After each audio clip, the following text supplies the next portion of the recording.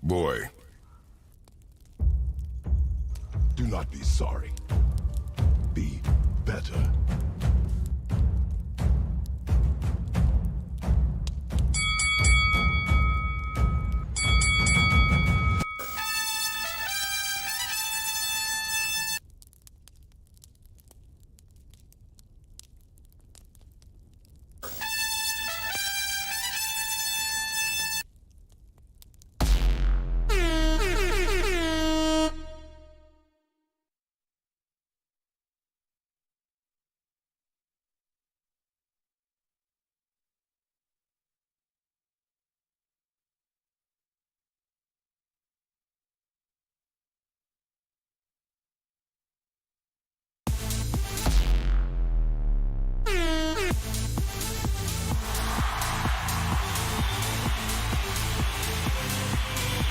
I'm back, Grinders, I'm back! They tried to shut me down! We are back. Shout out to the VIPs! Oh my goodness, I don't know what happened, but shout out to the VIPs. I gotta add the new VIPs from Monday's show. Shout out to everybody. We're adding more VIP Grinders with Herman Holst. We come back with a party and quality splits. Get in there, VIP Grinders, and party with Herman Holtz and quality games such as Horizon, Burning Shores. Oh, yeah.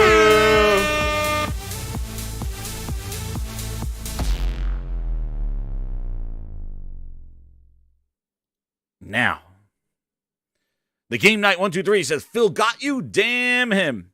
I don't know what happened. Everything just froze. Everything just froze on me. They didn't want me to speak. VIP. Yes. But now I'm back. Woo. That was whack. That was whack. Relax. You've been erased. Ain't nobody got time for that. Yes, RP Gaming, I will add you. I did add you back. Yes, I did add you back.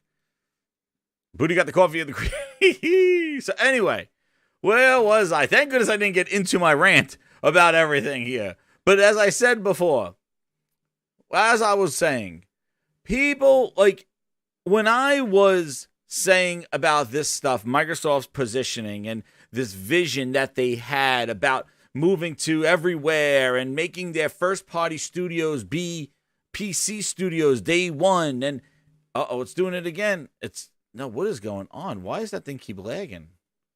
I don't know. Something's going on with my Streamlabs, dude. I don't know what is going on. It keeps, like, flickering. Let me see something. Everything looks good. I don't know. My Streamlabs crash. I might have to update it. Uh-oh. Uh-oh. But anyway. So what I was saying is that, you know, we're at this thing right now, right? So the NPDs came out, and actually the day before the NPDs came out, we're looking here at the European sales, then Japanese sales. So they all came out relative within the past few days of each other. And it's not good for the Xbox brand at all. And actually, the Wii, the Switch is fading out because it's the end of a long generation for them. But Xbox, it's only the third year of a new generation. And it is actually dipping more and more year over year. That the whole entire console industry is being held up by PlayStation selling 400% more than the previous year. Now, the one thing I want to put in perspective here with these NPDs here, or with all the sales going on here, is that PlayStation really never was like last. What's up, Virtuality? PlayStation was never really last. Like, even when they were last year selling lower, they were still second or first. Whether you go by unit sales or, is it 500%? It was like 390. It's up there, dude. And the thing is that when they were selling last year, they weren't like last. They were still second or first, depending if you go by unit or you go by, or if you go by sales money or revenue, like, or money wise, because they were more expensive console, obviously, $500. But even when they were less, they were still more than Xbox. And that's the craziest thing, is that now they are really, really, really, really, really more.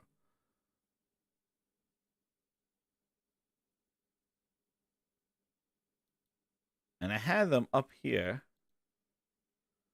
What is it? The was it March? Here's price sales. I just want to go over the first of UK ones. UK. I had these.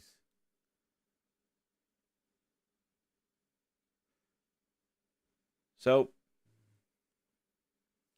is this year? Yeah, this is this year's.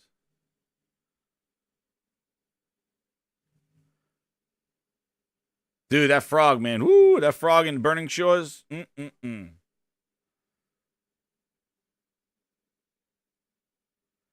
me get to Chris Strings here. Sorry, I all my things messed up because I had to reboot my whole computer. So everything that I had set up is all over the place now.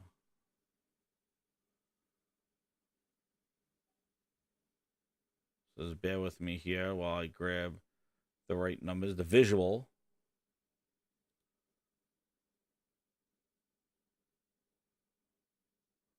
Is this the one? Now, so here he talks about it here. So basically, oh my goodness, I can't believe I lost all this stuff.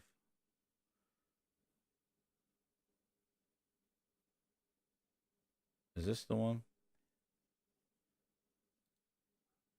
Here it is. I found the article. My goodness. My goodness.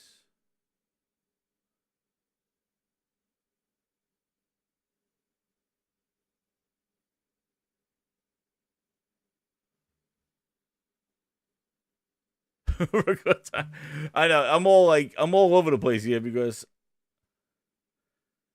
there it is. Oh my goodness. Like, yeah. Sorry, guys. So this is the thing. So these are the sales that came out, right? This is in the UK, right? European charts. Quarter one PC console game sales down 11%, but console sales spike over 40% on the back of the PS5. So all the other consoles are dropping, but the PS5 is selling astronomical. I said here that it wasn't until the second year of the PS4 Xbox One generation where the PlayStation really just took off. And we are in the same window now. Because usually the first year or so is when the same people buy the stuff. The mass market or the next wave is when those first initial people buy it, and now the second wave gets it. And PlayStation's been holding on to these waves because actually they had a low install base. But the problem is even if they were struggling to make chip sales, they still were selling top of MPDs and still selling great in there. Yes, they maybe dipped in Japan a little bit or dipped in UK and Xbox came in second or something like that. But they still were like second or first in majority. And I think, and I don't know if Zuby's around, but Zuby Tech put out the...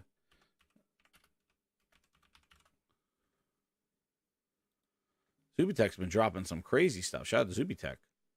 But he's been putting together some stuff. Yeah, and also the Sony acquisition thing. I'll talk about that because that just came out just now. Yeah. So here it is. So these are he put it together nice here. The PS5 best-selling console in the US, UK, Europe in 2023. The PS5 US sales surpassed those of PlayStation 4 on a time-aligned basis with 29 months in the market. It's overpassing the PS4, right? The PS5 Europe Q1 sales are up 369% year over year, and the PlayStation UK quarter one sales are up 180% year over year. It is insane how much the PS5 is selling. It is outpacing now on the same thing year over year with the PS4. It basically oversold what the PS4 was. Meanwhile, Benji Sales says that the Xbox is selling around the same as the Xbox One. Not good.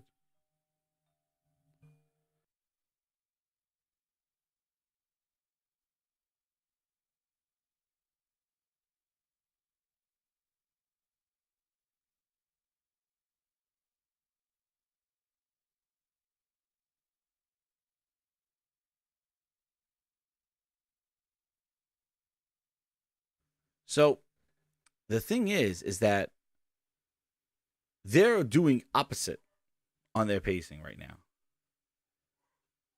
And this is a concern because the Xbox is supposed to get their act together, according to what people said.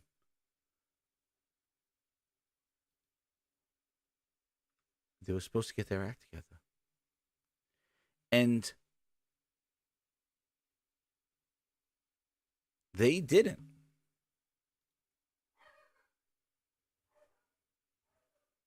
You just made the list!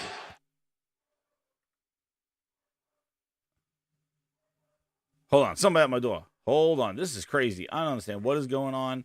Listen to some tunes. Oh, and second us too.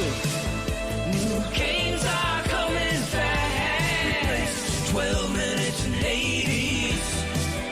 And they're all on Game Pass. Somerville, like a Requiem. What to play first and what to play last. I'm at 2 ground, Shroom and Doom. Cause they're all on Game Pass. Among Us, the Ascent, and more. On Game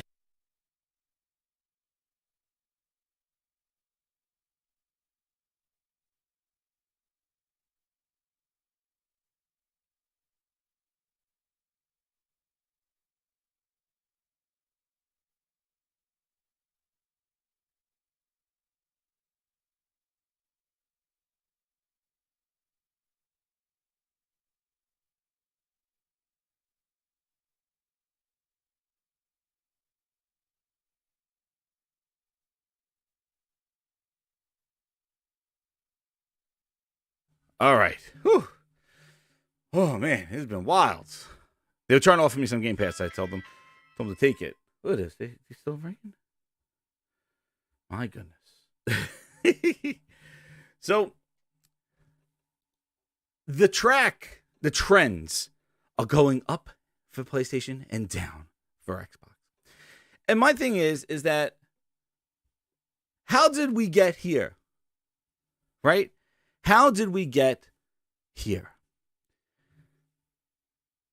And the thing is that if you spend years, because this has been going on since 2016, you spend years telling people it's not about Xbox. The console is more than itself. It's about PC. It's about mobile. It's about 2 billion people I want to touch. Pause. Phil wants to touch 2 billion gamers. It's beyond the console. And this problem is that the console dudes were saying the same thing. And I was here going like, just to get in the news, you have to have your best foot forward. Hey, and grind down from the Microsoft past. Is not using any of the services that they speak about as any leverage as they go into E3. Play days. Because hype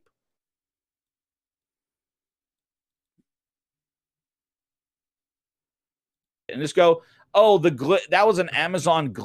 What are we doing? From 4 years ago, what is going on? Microsoft focused on everything but the console. And they had the console people telling me, it's not about the console. It's about mobile. It's about PC. That's the new Microsoft. And I said, what's that going to do? Even if Microsoft releases an incredible day one banger, you still don't need to buy a console. Oh, no. Yeah. How does that grow the install base? How does that make people want to play on a console? They're focused about everything else. That's not good.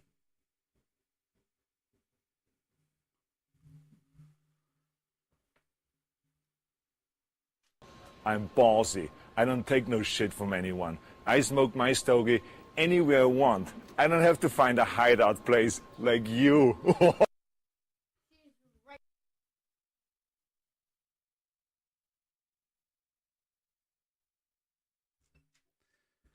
So,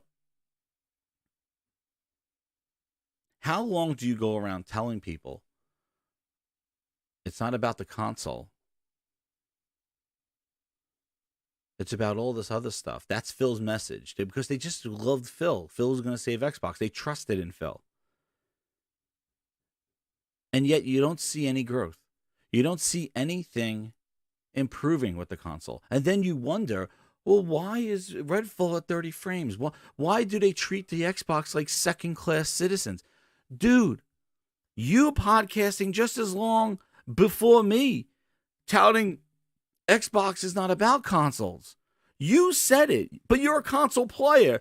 But you said it. It's about PC. It's about mobile phones. It's about this. You did all this stuff. But then you wonder why Xbox console feels like a second class, an afterthought. And then you don't want to talk about sales and how Xbox is falling off the face of this earth. And I always said sales matter. If you want, let's go listen to a Grindhouse of the past. Here. Actually, it was this one right here. Let's look at it. Let's listen to a Grinds of the past. You know, let's listen to, where am I? When I had my Conquer avatar. Where is it? I tell you, I can't find any of this stuff when I need to find it.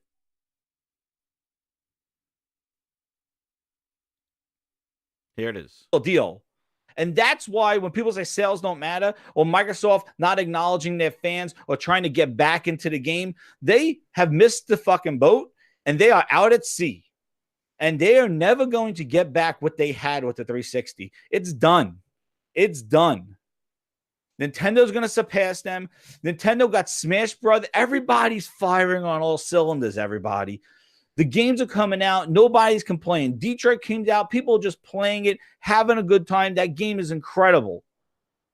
This is not fanboy talk. Those are good games. And if you're not playing those games, then you're doing yourself a disservice waiting for a bus that's never going to come. No matter how much bullshit they're going to feed you, the Xbox bus is gone. You're going to get a fucking Winnebago. That's why when people say sales don't matter, or with all bullshit in it, some mobile games, some PC, some all bullshit in it. The Xbox bus has left the state deal. And that's why when people say sales don't matter, deal. And that's why when people say sales don't matter, or Microsoft, and if they don't get their shit together, it's already gone. They don't have their shit together already, but their bus is gone. There's not going to be an Xbox to worship or to excite about. It's not there anymore. They could come out with another console. That's fine. Who the hell is going to be around to buy it? When you could get another console that plays its own games. Sony's bringing the content. If you're talking about services, you got to bring the services. Even TV stations get exclusive shows and time shows. Everybody's doing exclusive content. AMC, it's all over the place. Everybody does exclusives. Exclusives matter. Go look at the MPD sales last month. Even on Xbox, it's so hungry, so thirsty over there that their exclusives are the top sellers. They matter. And that's where Microsoft didn't invest in. So tell me where their head is. Because I don't give a shit when somebody's like, well, they just stopped investing in games for a year or two. I have to say, why? It wasn't like they weren't talking about gaming. They were still trying to shove an Xbox One S down our face for $400 and then shoving and talking about an X coming out the next year for $500. They didn't seem to be shutting up about gaming, but on the back end, they just stopped investing in games. Who the fuck wants to be part of that team? Who? I don't give a shit. That's why we're like this now. I want to know why. People were making excuses left and right as to why Xbox was doing this. They just stopped making games for a little bit. Now they're going to invest in studios. This is 4 years ago. You may see some of your names in the chat from back then. 4 years ago. The bus is never coming back. Why? And I was out there. Look. I had 100 views on this stuff. Like, this is what bothered me. This is why I started this, because nobody was saying this. If you did, you got shut down. You were being fearmonger. You had to believe in the process. And I got a lot of, wherever I was on Planet Xbox, and it would every week, me and Frogs were on there, and Merc, Addict, and Smooth. And we were on that show. I was on that show, and I just didn't like where this was going. Crackdown 3 conversations about them delaying it and not showing it. And what's crazy is I went back to listen to some of those old Planet Xbox podcasts and listen to the shows that I did, because I couldn't vent as much as I wanted to on there because it wasn't my channel. But also, too, it would cause a lot of arguments, which was a great old time. We had a fun time on that thing. But I had to have a forum for I had to say what was on my mind all the time. And this was it. And you go back, listen to Grinds My Gears episodes 13, 12. I said I did not like where this was going. I said that with this regime, Xbox will never be what it needs to be. And it never has been. It's been more and more crap, and it's been more and more excuses. It's crazy going back, listening to Crackdown 3 discussions and how they delayed it, didn't show the multiplayer. Where is the gameplay? Oh, Phil said it's going to be good. Shannon Loftus says it's going to be good. She's gone. She said it's going to be good. And to see what Crackdown turned out to be, and then to hear the same conversations year over year concerning Halo Infinite, concerning now Redfall, wondering where Starfield is. It's the same conversations, just a different game. But the one thing that's the same is that it's always an Xbox game. It's always their first party. Before I read True Virgil's generous super chat of $10, we need to play the song. Sign me please, I will bend over and touch. My knees tell me it's better when we all play and make exclusive games and lie. To my face, thank you, Phil. Welcome, True Virgil. Thank you for the super chat. He goes, you missed the boat and you'll drown with the ponies after the ABK deal. You're my number one customer. Xbox will be on top and you're no longer allowed to come back. You're not going to let me back. I don't want to come back. And, everybody, see, I knew exactly after that, once Microsoft shows horrible gameplay, the troops have to get rounded back up. I saw Tim Dog and I see people going around going, believe. They try to get that believe back. They try to say, come back, believe us, trust, come back, like a therapy group. Like, don't do what I did back 4 years ago. Don't pay attention to that rhetoric. Don't listen to this dude from 4 years ago. Don't turn your back on Xbox. Believe me, they will come back. And that's the problem. You've been believing for 5 years. And you think that the Activision deal, they went right back to it. Post Up did his glorious 2 Utes. And they went right back to it because they think it's going to get approved by the CMA next week. And if it does, great. Good luck, Call of Duty. Go look at what Bethesda just did with Redfall. Good luck. And let me ask you, they signed a deal today. Right now, you get an approval. It's approved. Microsoft owns Activision. What happens? What happens? How is this a win? What happens? They stop putting Call of Duty 1, 2, 3 in Game Pass? Black Ops 1's in Game Pass now? Everybody starts leaving PlayStation and buying Xboxes? Because a Black Ops 2 is in a service for $15.99 a month? Oh, Black Ops 3's in there now. Great. Old Call of Duty games going into Game Pass? That's the resolution of $77 billion, $80 billion. That's the W that you're going to go on Twitter with? Guys, World at War is on Game Pass. Can't wait to jump back into it. Get ahead. And I want to see your achievements in it. I want to see you get the gold achievements. Please. That's the reality of the situation. That's what you're waiting for?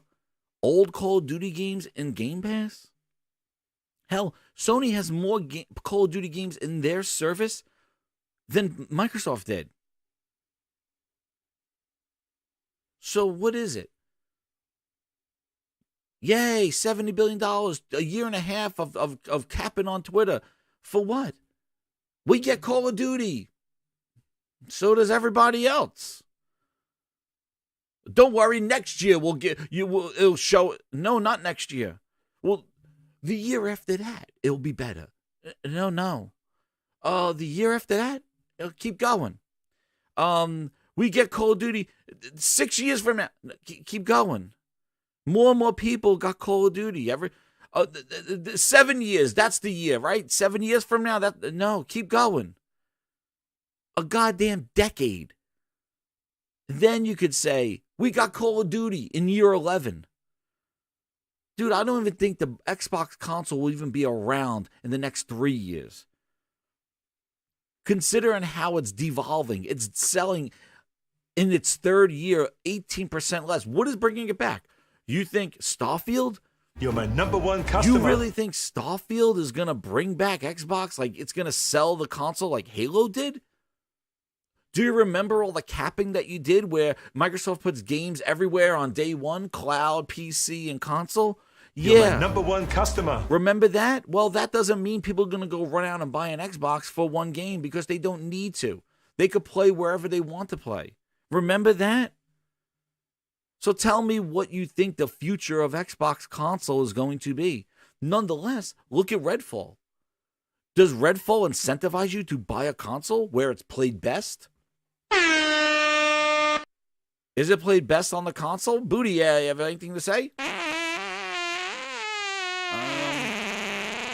Yeah. No, it's not.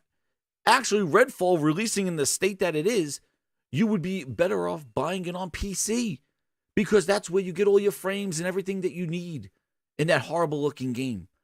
So even that is not moving a console. You just made the list! So what do you think the Xbox console's future is going to be? What are they going to do? Release an Xbox Series X2? A Series S2? And the same clowns are going to go buy that console. And then guess what? A year and a half later, down 10%, down 18%, down 20%, liquidation sale. Verizon's giving away S's with phones. And what are you going to do? Oh, here comes the Triple X. Here comes the Triple S, the Sutter and Satya edition. Oh my goodness, the Triple S. And so everything that we are doing with our Here it content, comes. with our, You're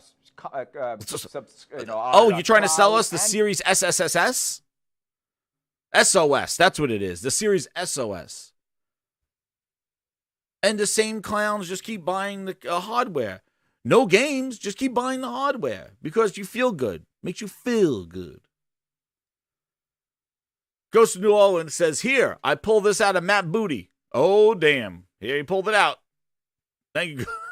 The Game Night 123. And after Oxenfree 2 just got announced for everything but Xbox, Bootleg Jez just reiterated why bots have been saying they'll need to buy more studios. Yes, Game Night. Shout out to you. And then Twitty with the 12 months, 1 year as a VIP. So I guess 30 frames is going to be the top of the foreseeable future. Microsoft doesn't seem to care about the future of the gaming industry and its health. No. That's why they're swinging for the fences, dude. That's why they're swinging for these publishers. And just to kind of combine those last two super chats, you know, I saw what Bootleg said. And you want to know what? That's why Microsoft pivoted. See, they were buying studios. Now they're buying publishers because they got to secure their future. Bethesda bought them a couple of years. Activision's going to buy them the next 10. Because guess what? Nobody said this, and you're going to hear this first. So get ready, timestamp it, Supermod. The reason why Microsoft is buying publishers is to secure their future as relevancy into gaming. It's not to bring games to you. It's not games for the service. Even Game Pass has faded out. And I got some points here about how Game Pass has faded out. What's up, Tool Man? How you doing, man? The thing is that they are buying this because the existence of the console, hear this, ready? The existence of the Xbox console is for the blades. Remember, even Bootleg Jez says it. He says that the Series X is hard to find, which is bull, but there's less of it and less promotion of it because they're putting it into the server blades to power the cloud. The whole reason why the Xbox console exists is to power their future of the cloud. You make a game for Xbox, you're making a game for the cloud. That's why Google Stadia had issues, because it was native hardware that somebody had to develop for in order to put it on Google Cloud. Microsoft was slicks. They were slicksters. They said, hey, you're making an Xbox game? Well, you're making an Xbox Cloud game. Well, the problem is that if the Xbox console keeps dropping in market share, less publishers and developers will be putting games on that console. They will put games on the Switch and on PlayStation. And Microsoft knows this. As their console is not holding strong, it's not selling better than the previous gen now. It was, now that's it. It's on track with the Xbox One. In another year, this thing's going to be even more irrelevant. And now you got the death blow with Spider-Man coming out. It's over. There's no game that could save the brand. There's no game that could save Xbox. People are saying Starfield, but I said before, Starfield is a Bethesda game for Steamworks. More PC-centric. Bethesda games, more PC-centric, especially Starfield, Todd Howard, RPGs. Those are mod lovers games that will do well on Steam with mod support because that game is going to come in hot. That's not going to move consoles because you don't need an Xbox to play Starfield. And I've been telling you that. You need console. You don't want to know what the last exclusive console game was? Would you like a visual? Does anybody know? There's no more Xbox console exclusives. The last one, the last Xbox only exclusive game was yours truly, Crossfire X, the only game that came out on an Xbox Series X and an Xbox One. That's it. There's your last console exclusive game. You don't need a console to play Bethesda's games. You don't need a console to play that. So what is going to increase Xbox console sales? A price drop? They already did that during the holiday. A new console? Yeah, you'll just get people to rebuy another console again. There is no console exclusive game. What is going to make Xbox sell better? Nothing. They'll just release another one. And they shut down the whole Crossfire X. You can't even play it anymore. They shut the whole thing down. So what brings back the console sales? If you're saying it's over 18%, minus 18%.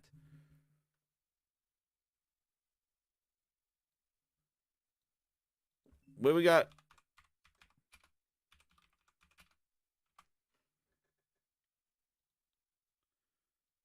What brings back the console? What? What brings it back?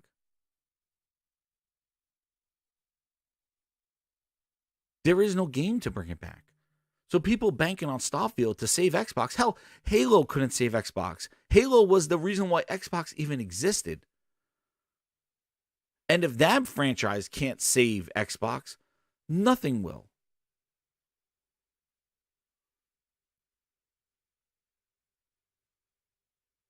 And it's the same people that want this to happen, to Xbox to come back, were the same ones squashing people complaining about Microsoft's vision and Microsoft's being everywhere on day one. They were like, no, that's great. That's great for Xbox. No, it's not. Because even if Starfield's a banger, it doesn't mean people will buy the console. What will change this? And it's not. It's not going to change, dude.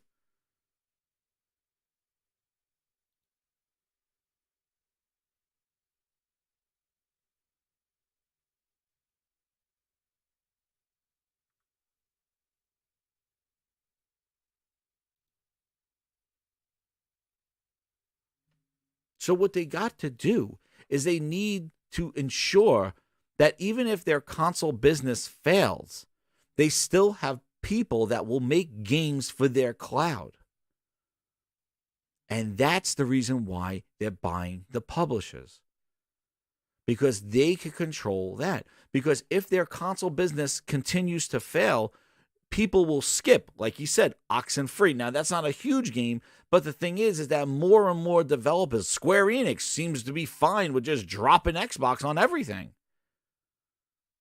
And as Xbox sales continue to drop of the console, falling from last generation, because this didn't just start this year, Xbox console sales have been dire for the last 5 to 6 years.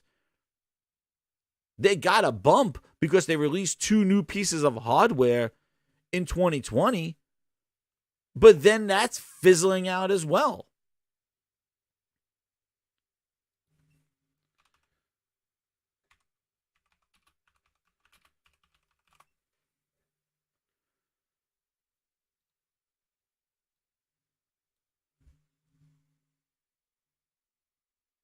You are 3 years into a brand new console generation. You've released Halo. You're ready, and Halo is free to play. You are down 13%? It is about sales, Aaron. It is about sales. Because sales equal market share, and that's exactly why they're buying publishers. Don't you listen to what I'm saying? Look at people skipping Xbox. There are more games that just put it everywhere on a Switch and on a PlayStation and not on an Xbox. That is because the market share is not there. Aaron, if you are a developer and you're making a game and you have limited resourcing, where are you putting your game? On an Xbox? You could only put it on one console. Where are you putting it? On the lowest selling console, the console that's trending down 13%, is that where you're putting your game? That's where you're putting your livelihood, Aaron? This studio is all you got. This is your baby. This game is all you got. This is your lifeblood. Your business is based on this game. Where you putting your game, Aaron? Where are you putting your game? Are you going to put it on a series console that's down 13%? Where are you putting your game? Common sense, dude. You don't need a business degree. You don't need to even graduate from high school. Common sense. Where are you putting your game? Look at the Q1 hardware. Where are you putting your game? And the Switch, even though it's down 18%, you know that install base is like at 140 million. So where are you putting your game, dude? Your life is on the line. Your family needs to eat. Where are you putting you don't have the resources to put it everywhere, Aaron. Can't get out of this one. Where are you putting it? One place. Where are you putting your game? Where are you putting it? No, you can't. You don't have enough resources. Time is money. You got to pay people in order to make money. I said the question is one place to put your game. Where is it? You know damn well it's not an Xbox. That's why you're not saying it. Nobody's putting their game on an Xbox. that to make your money back for your career, for your livelihood, for what you want. One time. Time is money. Where you putting it? PC's not on that list. Where you putting it? I asked you for these three. Where are you putting your console? Where are you putting your game? You're not.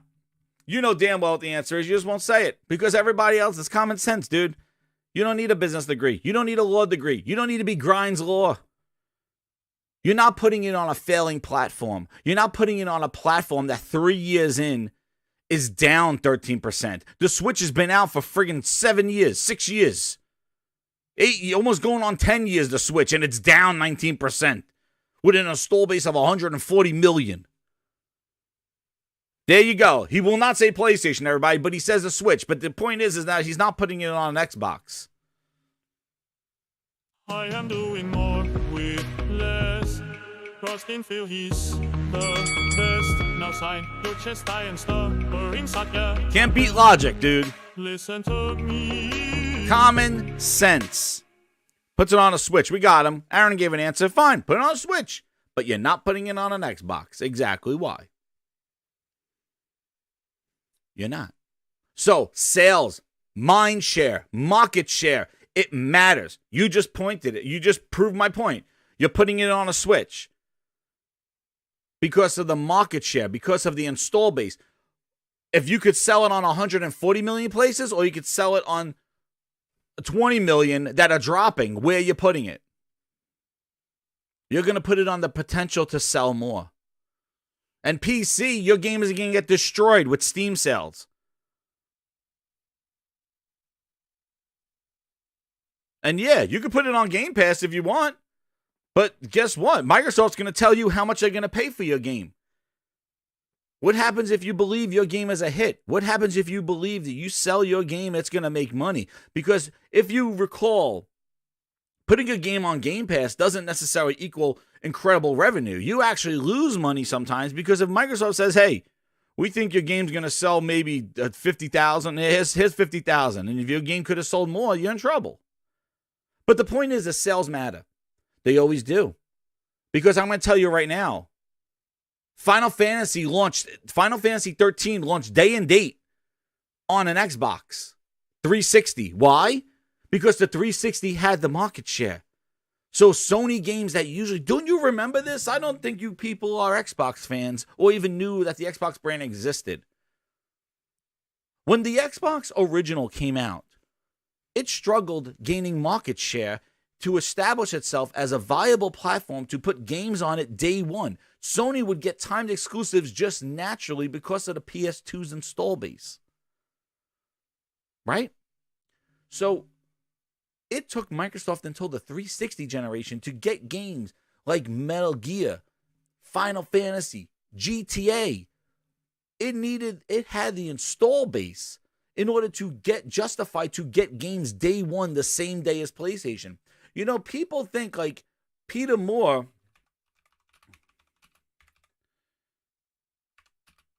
when he showed his Grand Theft Auto tattoo, it was exclusive. No. Listen to what Peter Moore actually said. And speaking of powerful entertainment experiences, I've got a very important announcement about one of the most powerful gaming experiences of all time. This was big news. I'm talking about a franchise that generates more excitement than almost anything else out there. Not just in our industry, but in all of entertainment. With a fan base that hangs on every mere mention of the next chapter. Now, it's so exciting. Yeah. I've got to take my jacket off. Now, some of you, you thought it was fake, didn't you? Some of you may remember this. So it's no big secret that I saved the big guns for the big guns. Some guys do rubber ducks. Some guys do tattoos.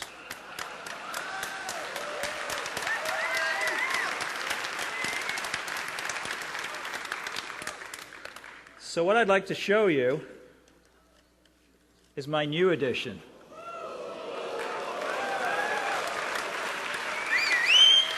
Now, that's great. That was awesome.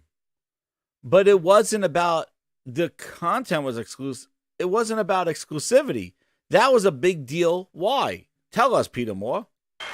Microsoft and Rockstar Games are bringing Grand Theft Auto 4, the next generation of the wildly successful Grand Theft Auto series, to Xbox 360 on October the 16th, 2007 in North America, and October the 19th, 2007 in Europe. The first date it's available.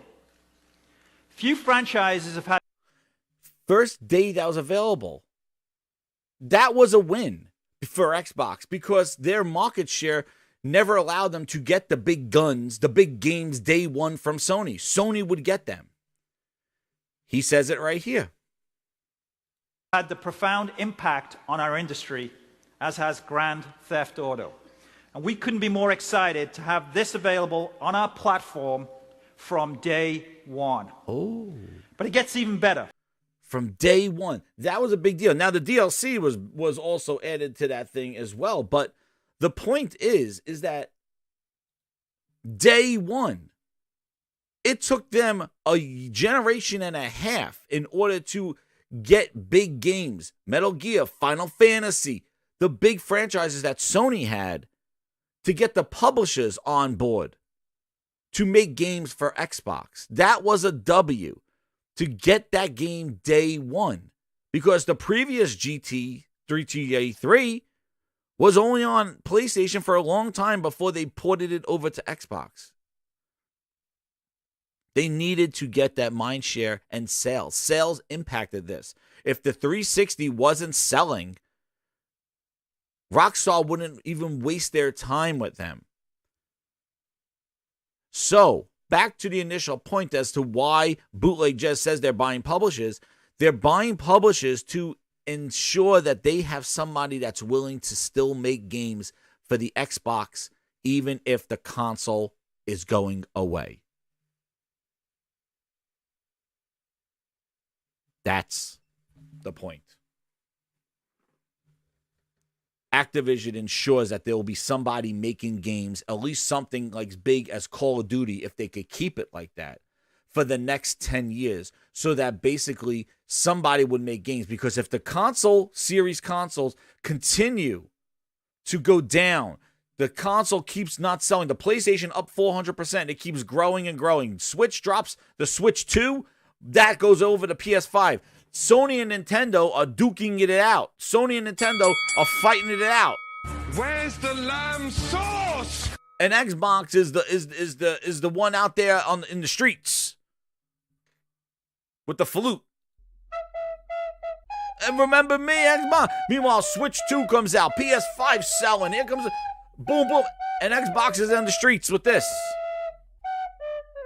And what happens? The flute out there in the streets. What happens? More and more people don't want to make their games for Xbox. They keep skipping it. We'll do it later. Not a priority. We'll do it at another time. Hey, and we're back to the OG Xbox where Microsoft was not getting games on day one. And we're seeing it. How the hell does Netflix Gaming put their thing on everything but not on an Xbox? That makes no sense at all. Square Enix, the Switch, we just got Final Fantasy Pixel Remaster on the Switch and on PS4. They made a game for PS4 before making it for an Xbox.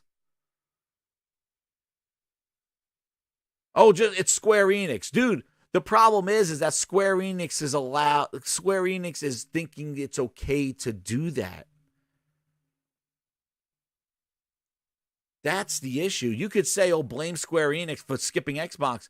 No, the problem is that they feel that it's not a good business decision to make a game for Xbox. That's the question you should be asking. Why, instead of blaming devs, instead of blaming the developers, you should be wondering, why is it financially feasible for a developer or a publisher to skip Xbox entirely? That's the question you need to ask. That's the question we ask here. That's the question. The question is not, oh, Square Enix just doesn't like Xbox. Sony bought them. Oh, you know what? Oxenfree, Netflix don't like Xbox. I saw it.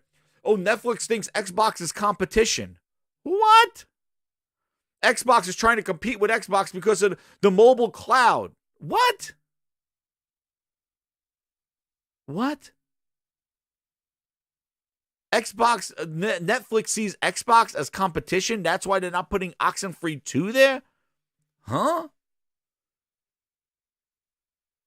No. You can't sit here and go, Xbox is doing great. It's everybody else that's a problem. Because that's bootleg Jez's thing. That's what a lot of these Xbox fans think.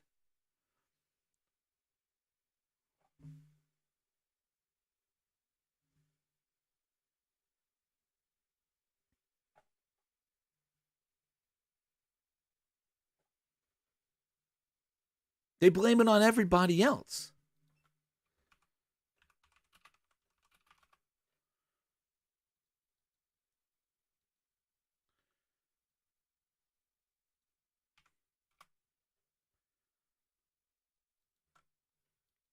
They blame it on Netflix don't like us. Square Enix doesn't like Xbox. That's why.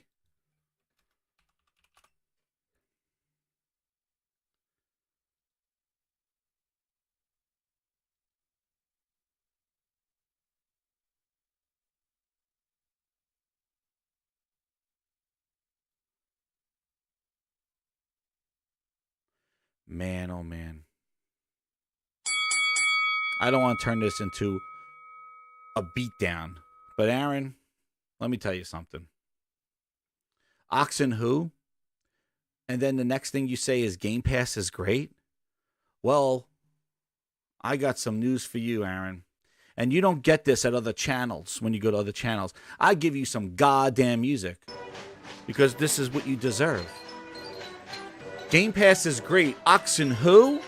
Oxenfree was in goddamn Game Pass, clown. If you gave a goddamn shit about what you're spewing in my chat, you would damn well know that Oxenfree, the first game, was in goddamn Game Pass. So if Game Pass is great, where the fuck were you when Oxenfree was out? Yeah, clown. Keep tooting that music in your red nose. You get goddamn sound effects when you be a clown. So if Game Pass is great, you should know damn well what Oxenfree was. It actually left Game Pass 2 years ago, but guess what? The sequel is not coming to Xbox Game Pass. So, it's skipping Xbox. But if Game Pass is so great, you wouldn't be who's Oxenfree. Who? Oh, you're trying to make it like, oh, it's just a game. Who cares? It's a game. It's an indie game. Who cares? No, clown. It was in Game Pass. And then the chat you put in there was, I love Game Pass. Well, bitch, I guess you don't love it that much if you didn't know.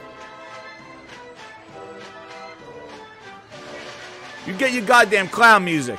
You and your goddamn big red shoes. Get the fuck out of here.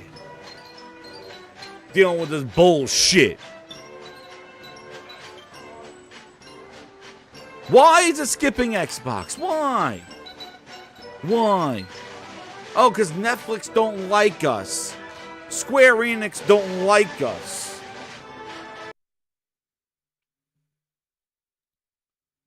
No. You should question, how dare somebody make a game and skip Xbox and think that it's viable? Like, that's okay. Like, it doesn't affect their business.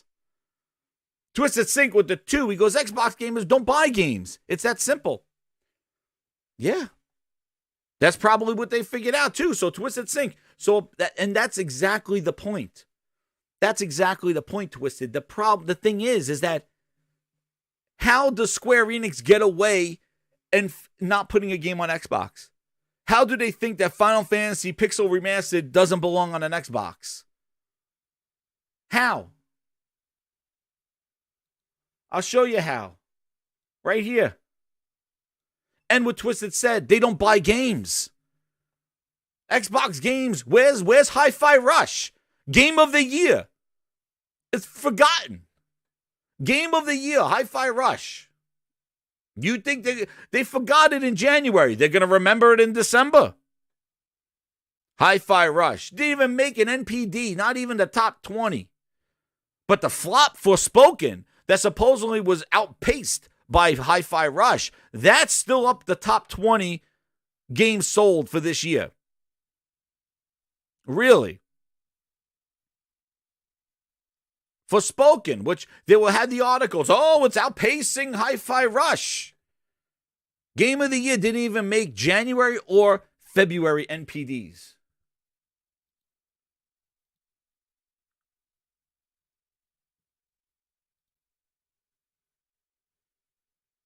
Where are we with our 2023 games here? You see Hi-Fi Rush in here? This is February. They said that they didn't have enough time in January. Where's Hi-Fi? Where's Game of the Year? I don't see it. Goddamn Sonic Frontiers.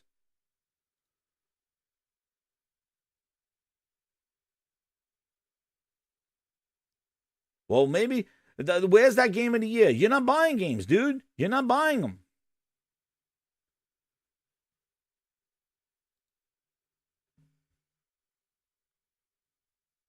Where's Hi-Fi? No. So you had one place to put it. Sales down. Q1 hardware, the quarter. January, February, March. Xbox is down 10%.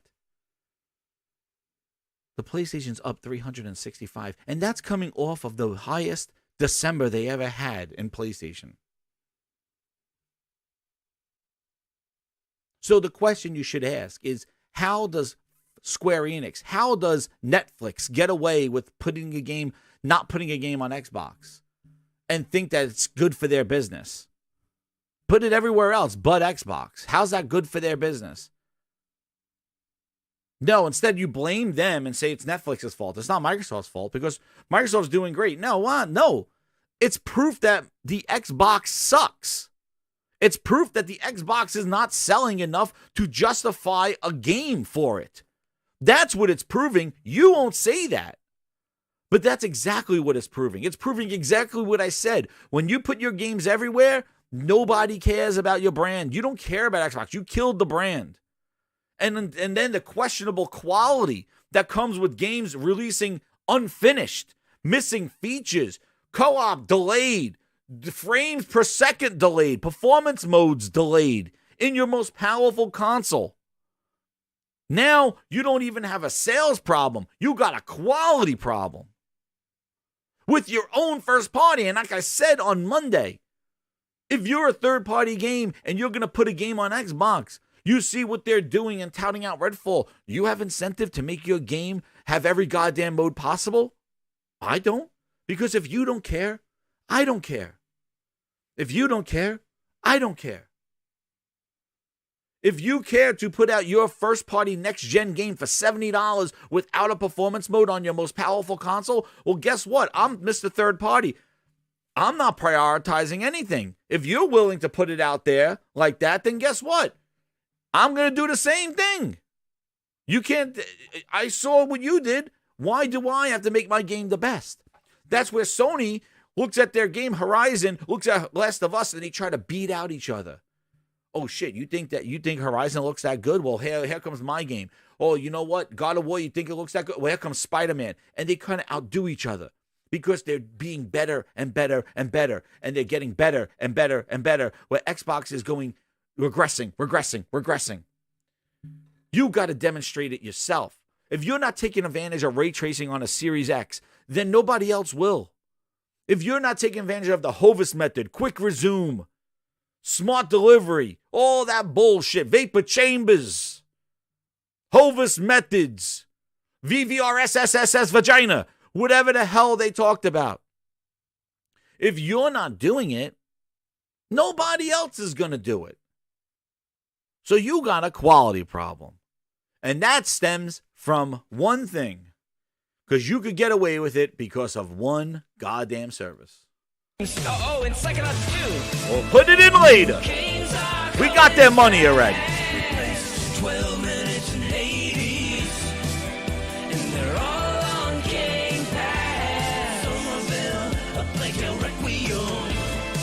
So play first and watch it play last. Smash to ground, shroom and doom. 'Cause they're all on Game Pass. Among Us the Ascent. And one of the final points I want to make about this hardware sales data, and this is going to shock you all. Hit that like button. We're just at 100 likes. Over 326 people watching. Thank you. If you're new here, hit that subscribe button. We're talking Grindhouse, talking sales, and the quality issues and sales matter. Exclusives matter. I've been saying it for the last 4 years. Don't believe me? I got the tapes. Microsoft not acknowledging their fans or trying to get back into the game. They have missed the fucking boat. Who's this? And they are out at sea.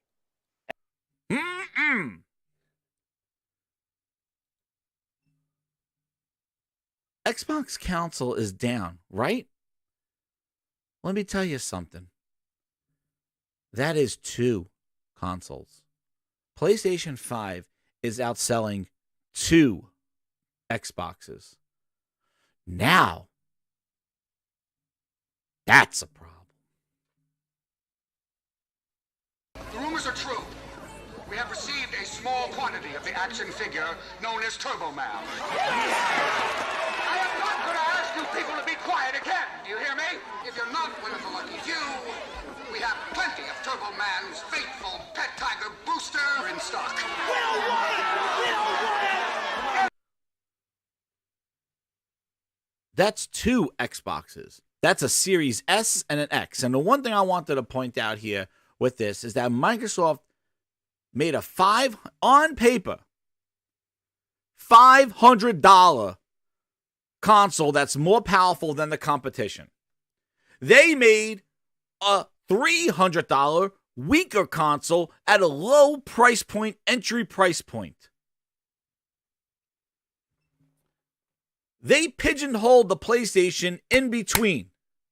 The PS5 is sitting at $500 and on paper is weaker than the Series X. So for $500, you're getting yourself a deal. A more powerful console than the other $500 console. And then if you don't want that one, we got a $300 console that's $200 cheaper just to get you in the door. How does that model fail like this? How does that model 2-to-1? You know what this reminds me of? Microsoft this whole 2-to-1. PS5 is outselling 2 consoles. It's not a one with a disc and one without a disc. No, it's more powerful and a weaker budget one. 2 consoles. They came out with their slim booster and they came out with their most powerful console, the X. 500 and 300 at the same time.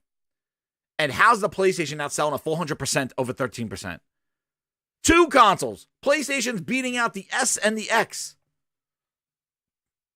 That's something to think about. This is not just X, because I would love to see what the Series X only sales are. Wouldn't you love to see what the Series X only sales are?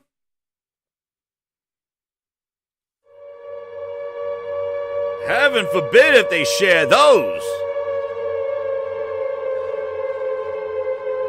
Imagine that. What is the Series X only sales? Woo-hoo. That's some powerful data right there. Twisted Sync says, as Sony said, don't rely on the T-flops. That's exactly what he said. But again, I'm talking about on paper, Twisted. I'm talking about on paper, the strategy that Microsoft had, a $500 more powerful console and a weaker $300 console. And PlayStation's still outselling it. 2 consoles, 2-to-1. Know what this reminds me of? This reminds me of Call of Duty versus Battlefield and Titanfall. EA did the 2 You're my number one customer. strategy. They said, hey, Call of Duty's coming out. We need to compete with Call of Duty. EA goes, hey, put out Battlefield 1 and put out Titanfall right after. Battlefield 1 the week before and Titanfall the week after Call of Duty, and we will dominate the first-person shooter for the holiday. Yeah. What happened there? Call of Duty destroyed both of them because EA split their market in half and destroyed the franchise Titanfall in the process. Think about it. EA did the same strategy that Microsoft tried to do to PlayStation. They tried to pigeonhole Call of Duty, going, we're going to flood you with hardware. We're going to flood you with first-person shooters, and just by the sheer amount of options out there, 2 big games, 2 big multiplayer games, we're going to drown out Call of Duty. And what happened? They destroyed both franchises in one sweep, and Call of Duty still remained strong. Because it was tried and true. It delivered what it needed to deliver. EA was throwing shit at the fan to see what sticks. We did the same thing here. Throw hardware at everybody. More, more, more. You split your audience. You split your messaging. What are we? Are we Battlefield? Are we doing World War I? Or are we doing future with goddamn mechs? What are we doing? I don't know. I'm just buying Call of Duty. I'm confused. Well, are we going weaker console? Are we going 500? What are the games? No, there's nothing. I'm just going with the PlayStation. It was the same strategy. And EA destroyed Titanfall and Battlefield. Because all they tried to do was destroy Call of Duty by throwing every first-person shooter in their arsenal. And Titanfall 2 was good. Titanfall 2 had potential, just like the Series X has potential. But nobody gave Titanfall the time. Just like nobody's giving the Series X the time. This is some powerful shit right here, grinders. Hit that like button. This is some craziness that I'm making connections. This is exactly what happened. The potential was there for Titanfall, but EA never saw it. EA never gave Titanfall its time. They just threw it as another shooter to try to pigeonhole Call of Duty for first-person shooting. Boom. And they killed both franchises in swoop. Microsoft tried to throw all the hardware. Hey, we're not going to just lead with an X and try to beat PlayStation pound for pound. We're not doing that. We're going to do an X, and then we're going to do an S and kind of get the casuals at the same time. Nope. That didn't work. Because you didn't have games for the hardware. You didn't even have a goddamn launch lineup for the hardware. And you're done. Spreading those cheeks.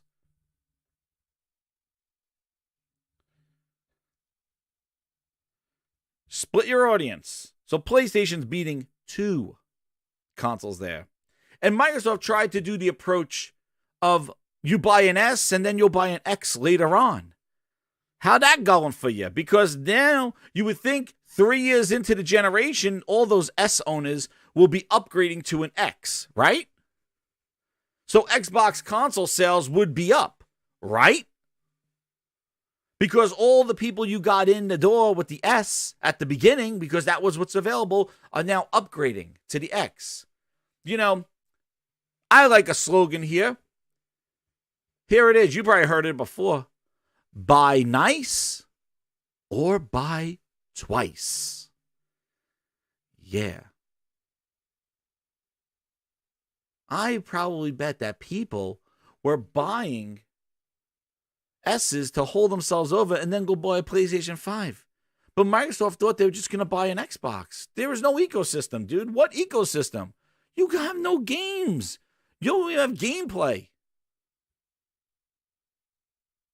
Microsoft was doing the buy nice or buy twice. Oh, well, you're just going to buy 2 Xboxes, right? We'll flood the market. Okay. No, people are buying nice. There's your numbers. People are buying nice.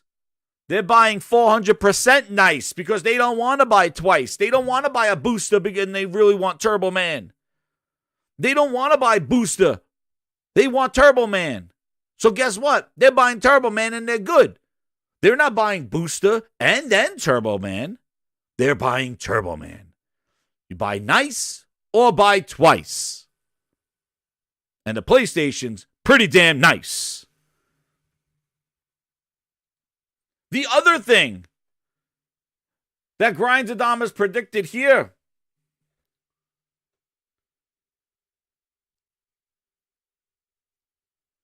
Is the pivot of Game Pass. So one of the most glorious things that I saw concerning sales here from Matt Piscatella, and I have this in my bookmarks here. Oh, and one final thing about the sales before I get into Game Pass. Here's Phil Ness. This is what I mean. In the search for W's, all you get are L's. You're my number one customer. Phil, tell us about how big you are in Japan. Fastest growing region. By request, by Grindhouse request. Japan is our fastest growing region worldwide. We learn from the past. Japan is our fastest growing region worldwide. We learn from the past.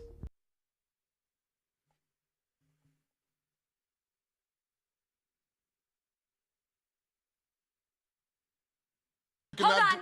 Okay. Holy Spirit, activate. Oh, no. Holy Oh, Spirit, no. Oh, no. activate. Holy Spirit, activate. Activate. Activate. Japan is our fastest growing region worldwide. We learn from the past.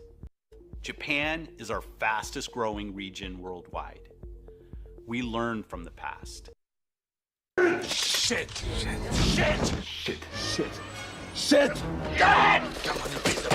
Enough talk. Into the boat. Into the tunnel. Get to the chopper!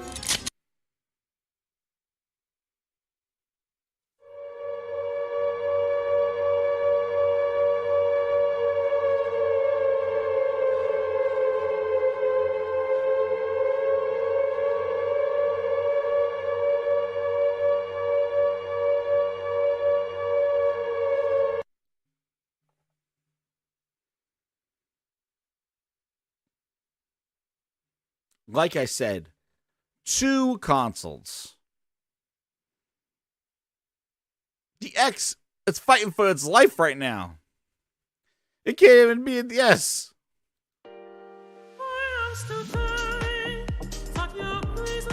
The fastest growing market.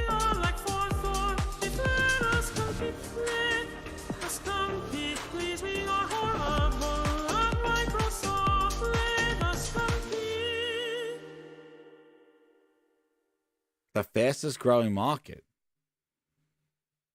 Let us compete, dude. Look at the PS4 is outselling 1,300 PS4s.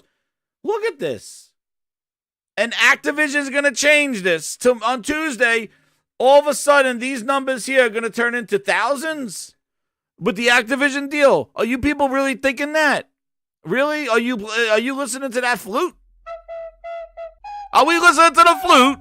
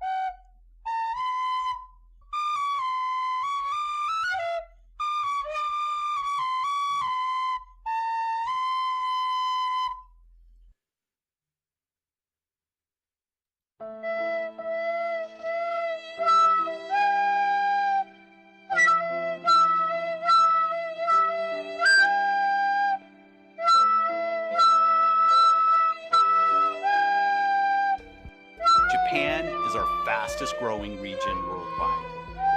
We learn from. I'm sorry. They even put his bullshit in Japanese at the bottom. What are we doing here? They actually translated his bullshit in Japanese. From the past. Gave him fucking lying ass Japan subtitles. Is our fastest growing region worldwide. We learn from the past. Japan. I think this says bullshit. Bullshit. I'm going to interpret what is his what basically where is it? Fastest growing region worldwide. Put his stuff in Japan. They put his lies in Japanese right there. Japan is our fastest growing region worldwide. Bullshit. Bullshit. You heard me right. Japan Con men, is our thieves, fastest growing degenerates, lowlifes, thugs, criminals. Ain't nobody got time for that. Get your clown ass out of here, Phil Ness. Games to our platform, because in the end I think the gamers play the games. Of course they do. They don't play the studios. They don't true. play the resolution numbers, right? They play the games, and we want to make sure the best games are there. But if you're Yo, damn.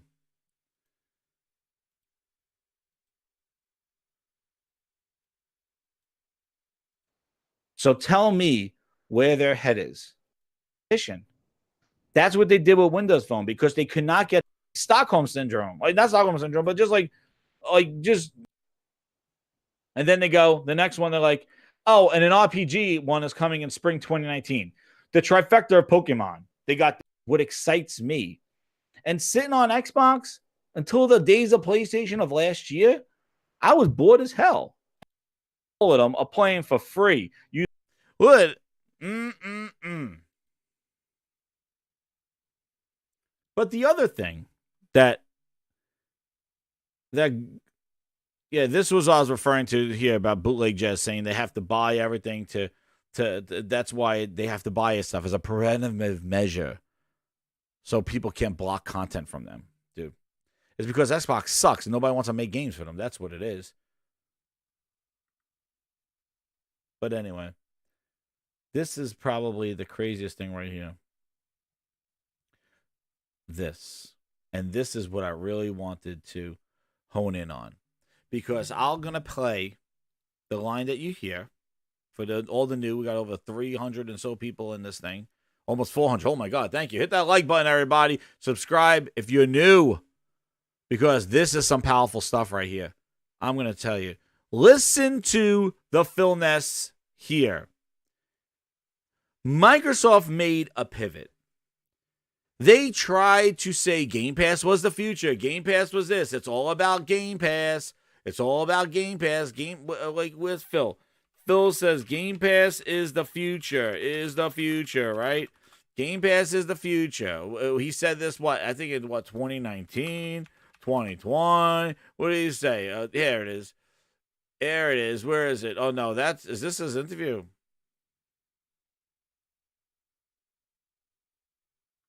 Game Pass is the future.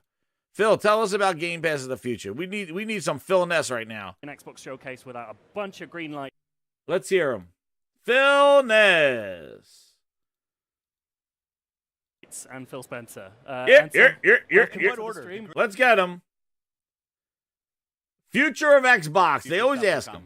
We thought about service a lot. We built Game Pass. We've made evolutions to Xbox Live.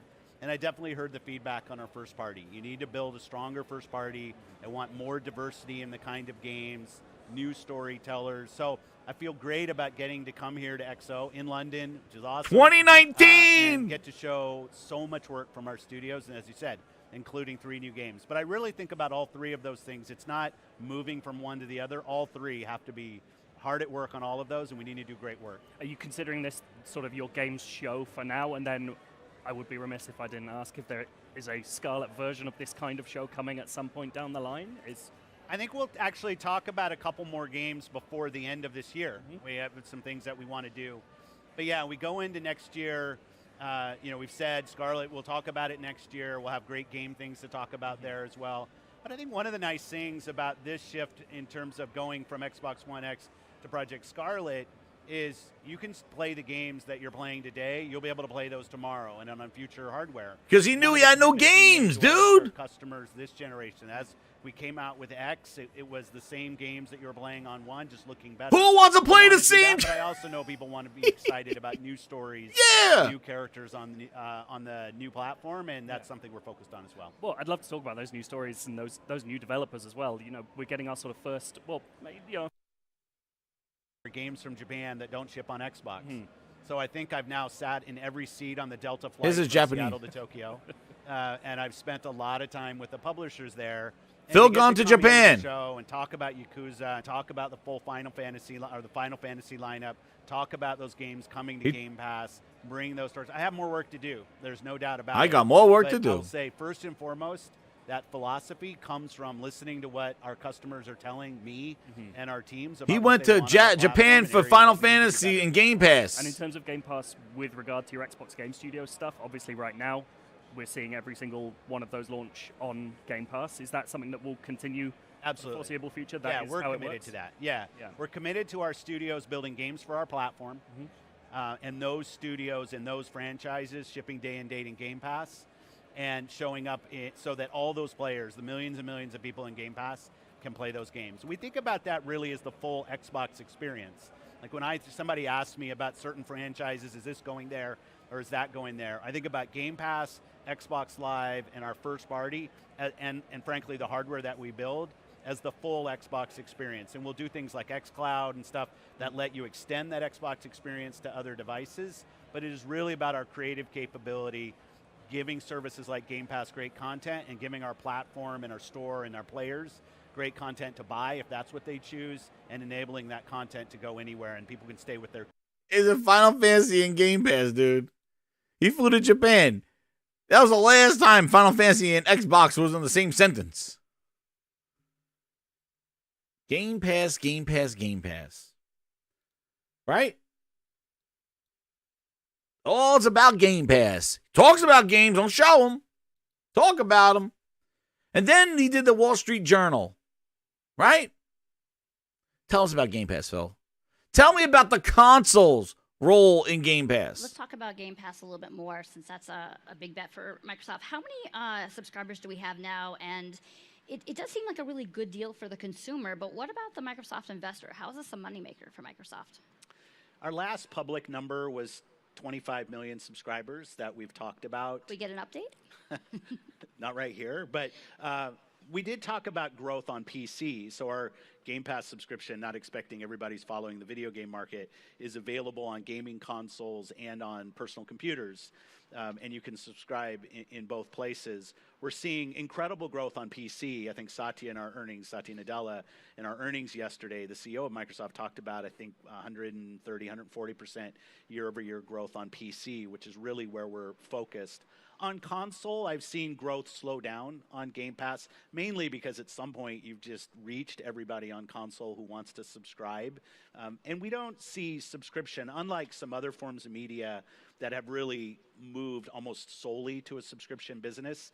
Today, Game Pass as an overall part of our content and service revenue is probably 15%. I don't think it gets bigger than that. I think. Oh.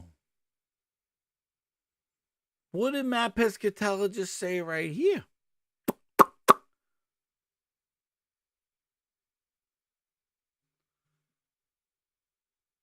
Subscription spend growth is slowing. And what is the sentence right above it?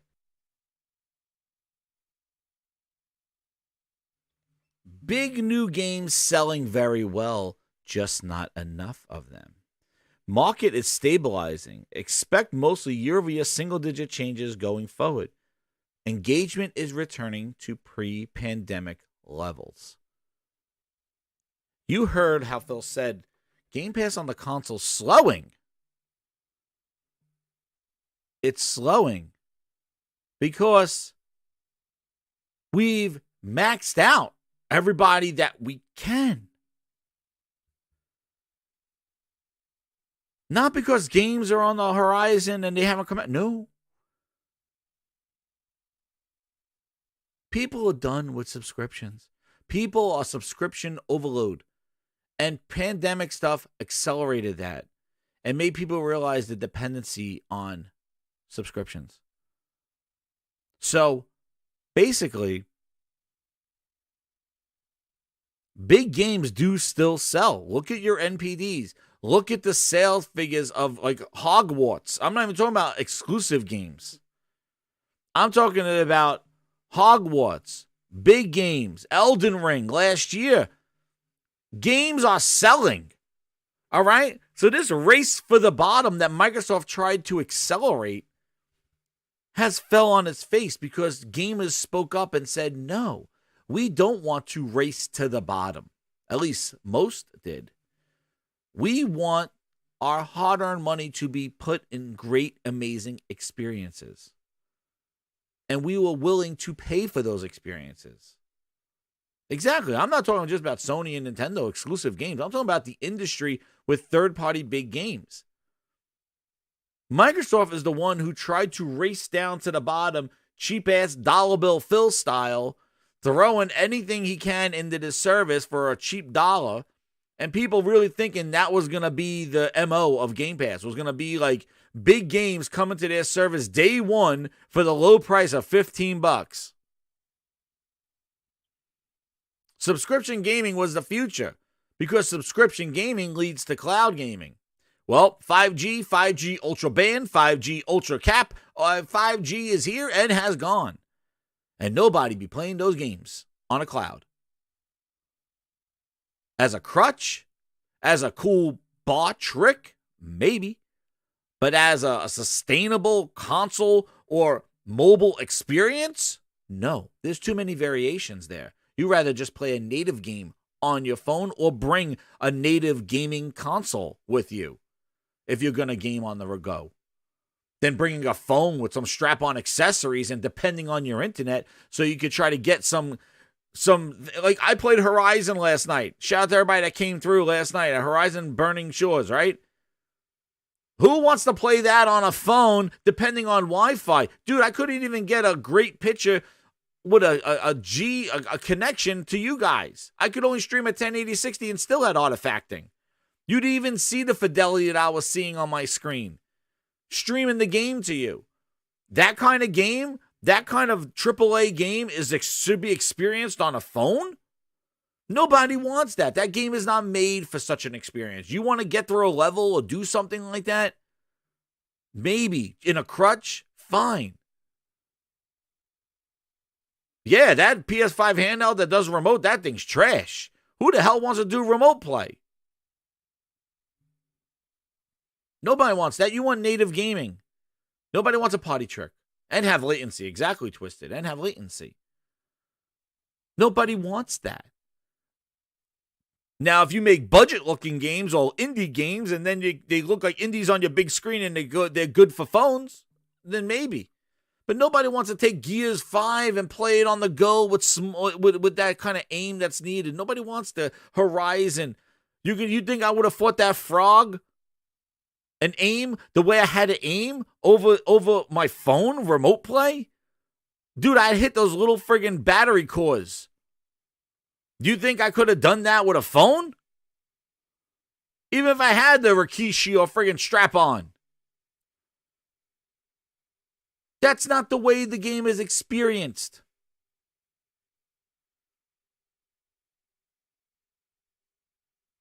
But subscription gaming, the thing that Microsoft bet the house on, Game Pass in 2017, all their games, not some, every single game that they make is going in a subscription.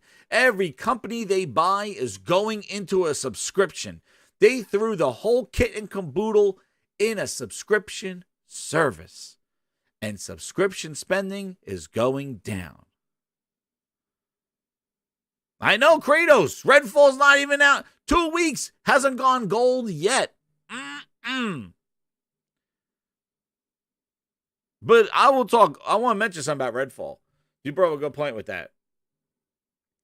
But look at number one, everybody. Look at number goddamn one. The PS5 is driving the console market. That's huge. Microsoft has all the hardware out there. And PS5 is dominating that. Who chose wisely?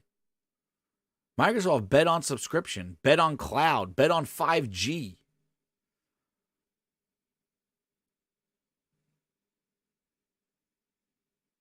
Sony just bet on tried and true making great games for a platform that we own. Having Astrobot there day one to utilize the features of the machine. Using player cards. You know, that's another thing that really nobody really talks about. Those cards where every game, even third party, supports the activity cards. You want to jump in and do a side mission. You want to jump directly into a trophy hunting mission. You want to jump right into a game. You don't need to jump into where you left off last. You could actually jump into a section of the game to do an activity, and it tells you how long that activity is. And it's not just Sony games that support that. A lot of third-party games support it. As to what extent, even multiplayer games. You could jump directly into a team deathmatch from your home screen. You click on it, it boots up the game into a team deathmatch with the activity cards. Nobody talks about it. That's a next-gen feature, and everybody's using it. That makes a game for PlayStation. As to the details of it, it changes. Some have achievements, some have the trophies on there, some have side missions, some have activities. It has a time on it. It tells you how long. Some even have races, trial runs. It's a way to experience the game without just going to where you left off. Quick resume. Then share play on top of that, where you could stream a game to somebody, they could control it. They could be the second player. That's a great utilization of cloud and remote play.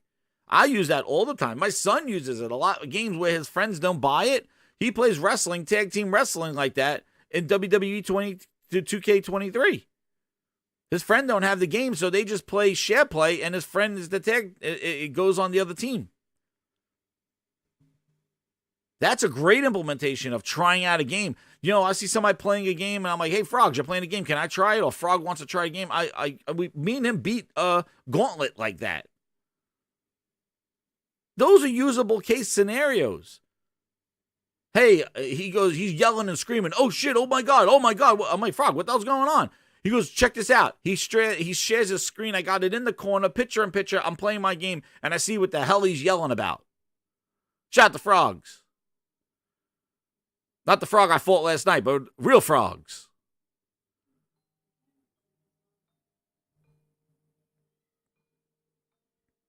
So, the last point I want to make, too, is that the Redfall thing not going gold, dude. And I could go all night here, but you know what? Shout out. We're going to go on Salty's podcast later on, so we'll hear some more stuff about that. And there's some other things I wanted to touch on, so maybe another video's coming. But hit that subscribe button. Because you're going to be getting truth, honest content right here. And I'm getting Dead Island 2 tonight. I might be streaming it again. Because I'm definitely getting Dead Island. And hit that like button, everybody, by the way. But, you know, the Redfall not going gold and the Redfall quality and the things that are going on with this. I'm telling you, like, there is, like I said before, with the quality that's going on Microsoft, this Redfall, I am really surprised that, and there's a timestamp here for Redfall conversation, but I'm really surprised that Microsoft really did not address the tweet that Bethesda put out. Nobody addressed it. The whole internet went wild over the 30 frames per second being as a launch thing, and nobody, and Microsoft didn't even challenge anything. They didn't say we heard you. They didn't say we're delaying the game. They didn't say anything. They didn't bring up anything about it. I don't think it could go. It's got to go gold. But they have destroyed any marketing for this game. Yeah, and the Burning Show is absolutely incredible. Absolutely incredible. It looks so much. It looks even better than that. But the thing is that you got to think the marketing for Redfall is destroyed. It's destroyed. Everybody's ready to move on to Starfield, and who knows what that marketing is going to be. But Bethesda, first off, with this thing with Redfall, we pulled the PS5 version. Microsoft came out actually against that and actually said we didn't pull anything, you know. But the developer came out and said that they were working on a PS5 version. Then,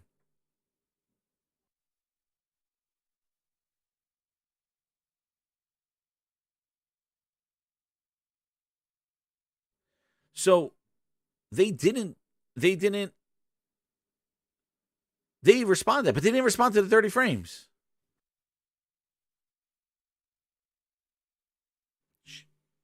So they responded to the 30 frames, but they responded to the developer saying about the PS5 version, right?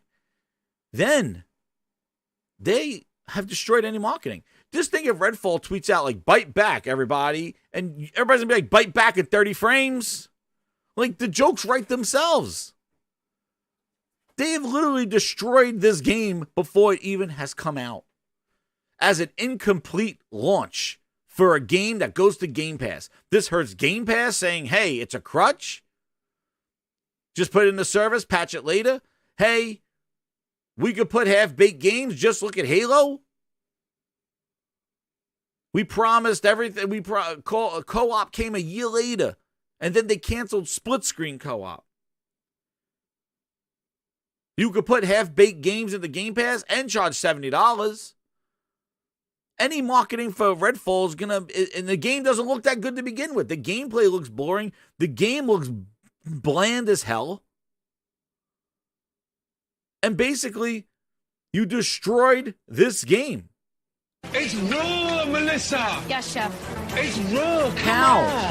Yes, How do you self-inflict pain to... There's no Sony problem. No Nintendo, Sony. Don't blame anybody. This is all on Microsoft and Bethesda. This is how You're my number one customer. Your $70 next-gen game? Wana says, I'm playing MC Legends, and even that feels undercooked. Oh, damn. I'm done with having, like, big games and shit. Like, it's ridiculous. It's annoying as hell. But this is your first party, dude. First party. And you self-inflicted wounds. You destroyed any marketing with Redfall. Bite Back Edition. Look at a new Redfall mission. Dude, horrible gameplay from IGN. You pulled the PS5 version. The game doesn't look that great. And then on top of that, you got your 30 frames and you never even addressed it. You never said why. You never sat down and said, hey, you know what? We didn't have the time, or hey, we're trying to get ray tracing in there. Come up with anything. Hell, they came out against the guy who said there was a PS5 version. But they don't respond to the 30 frames after the horrible gameplay. Destroyed it. This game is falling flat on its face as done. It's a new IP nonetheless. So it doesn't have like the roots that a Halo had where, hey, I love Halo. I'm going to check it out even though it's missing stuff. Redfall's a new IP. This is how you treat a new IP? This is what you do? You treat no time point of when You're the 30 my number frames. one customer. No say when the 30 frames is going to come out. They killed everything about this game in one week. Freddie says it's a passion project. That's what they say. Freddie, I'll match you on You're that my one. number one customer. I already heard it's the B team. Games, I don't know where they are, It's but the B team, they said. Right above your crack. Do you have a pen and spill in the sun? I'm waiting. Oh, it's Like, how much of the hands-off shit they need to do? Xbox's hands off, SS first Hands-off ass first development. My name is Matt Booty. Here is your coffee order. 2 creams, 1 sugar. Excuse me, Booty. Where's the lamb sauce? They said it's the B team. Just like Bleeding Edge was the B team of Ninja. A Ninja Theory. Glinza, what's up, man? With the 2, he goes 30 frames. It's for Xbox. It's 30 fails per second. Yeah, that's right. They killed it, dude. They killed it. The new engine. The B team. Roll! Roll! The B team. Roll! God damn it. You know what? I have the huge audience, right? You know what, guys? We're talking to Booty. I'm interviewing Booty right now. I got him on the hotline. I got to get Booty in here. Booty! Booty!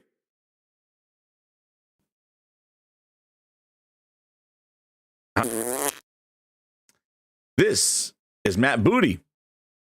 So, yeah. Matt.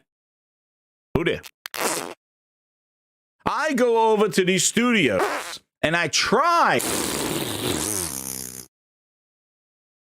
It's really hard for me to test the quality of the games with the problem that I have. You know, sorry. I went over to Bethesda Studio, checking out the let's work.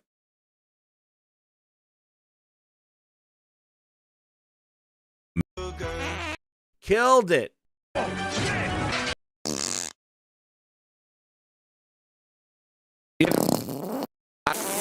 To Arcane, and I was trying to explain to them about the quality that we have here expected at Xbox, and they just didn't understand what we were looking for.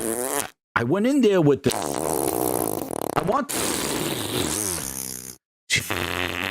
I'm sorry. I want with the scope to focus in on the quality that we're looking here at Xbox. I think it's done. So when I explained to them that I want something scoped for Game Pass, they told me that this is the that they don't listen to me. The best that they can do.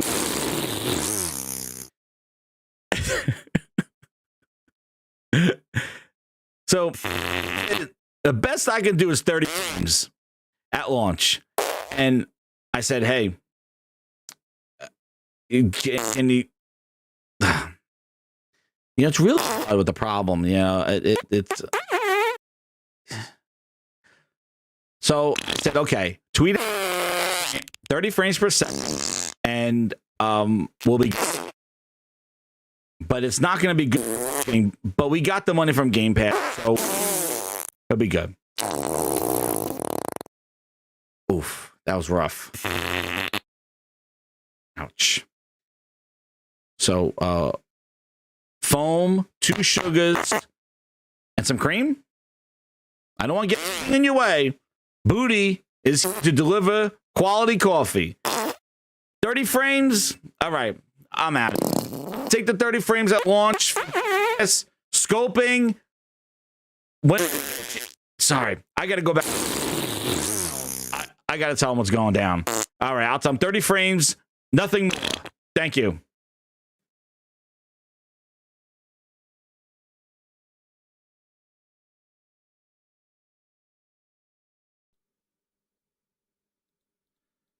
I tell you, it must be really hard to manage studios with just like with him like that. Like I can't imagine Booty going around like doing that to everybody. No wonder nobody listens to him.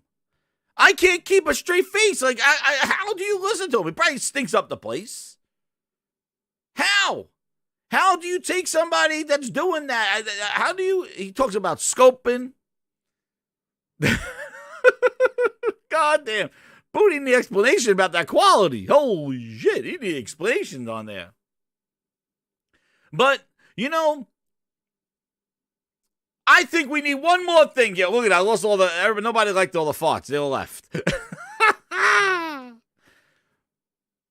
But there is something that I do have one more announcement to make. One more announcement we got here. One more. And no other less. Come on back, Grinders. Hit that like button before you go. But we got one more person that really needs to introduce this news. That wasn't me. It was my Booty interview. That's how he talks. But we got somebody here special.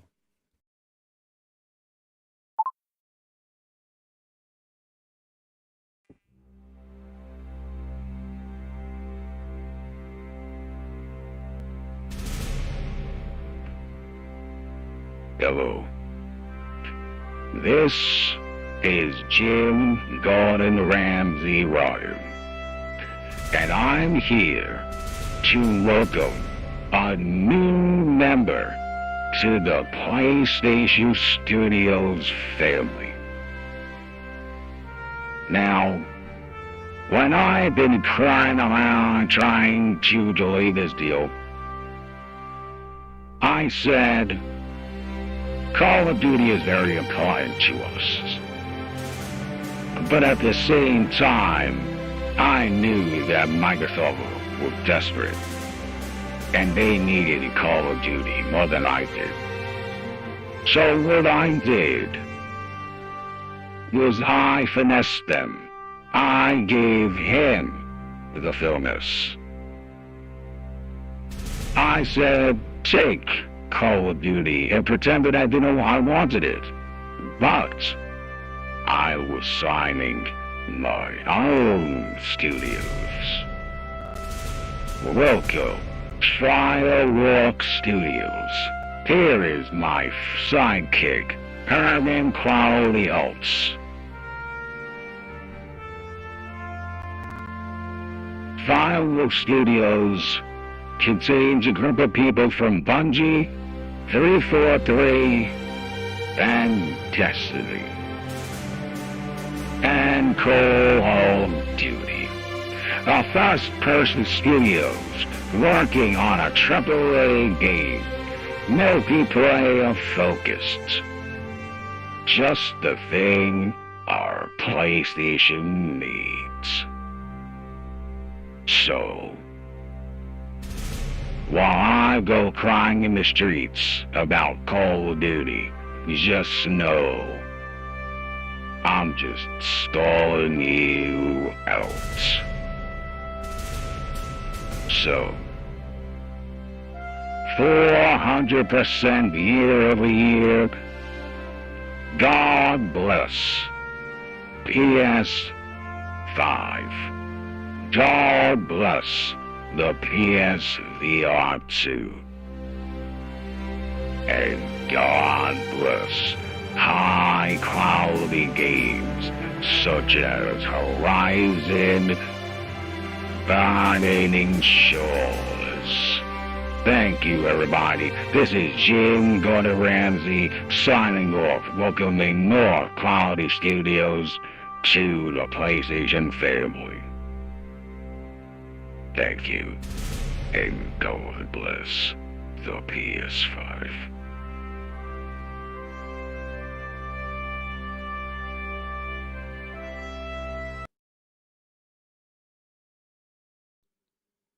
Need a intro.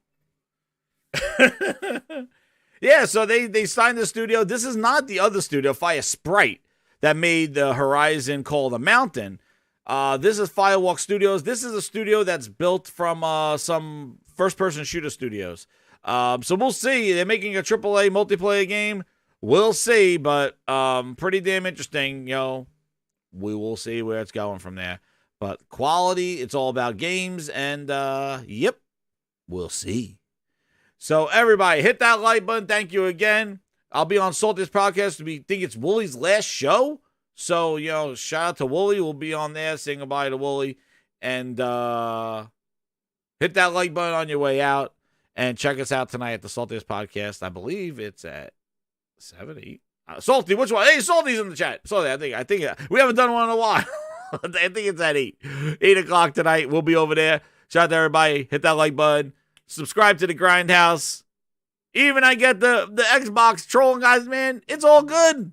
It's all good. You got a job. I got a job. My job is to tell you the truth. There it is. And without further ado, Kratos, get on your dancing shoes. Get out that dance floor, Kratos 99. Oh, and second up too. Games are coming fast. 12 minutes and 80s. And they're all on Game Pass. Somerville, a Plague Tale Requiem. What to play first and what to play last.